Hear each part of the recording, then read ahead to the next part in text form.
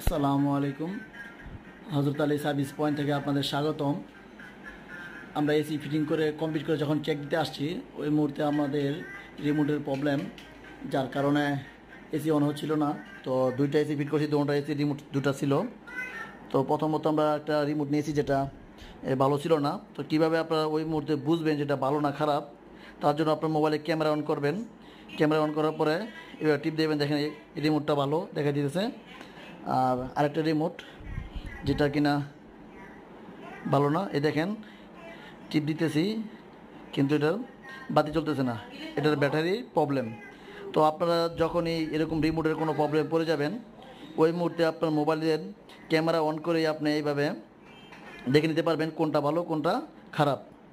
তো আশা করি এই বিষয়টা বুঝেছেন আপনারা। আর যারা জানেন তারা জানেনই, যারা না জানে তাদের জন্য এই ভিডিওটা। তো আমার এই ভিডিওটা কেমন হয়েছে, যদি আপনারা উপকৃত হন তাহলে অবশ্যই আমার পাশে থাকবেন। সবাইকে আসসালামু আলাইকুম।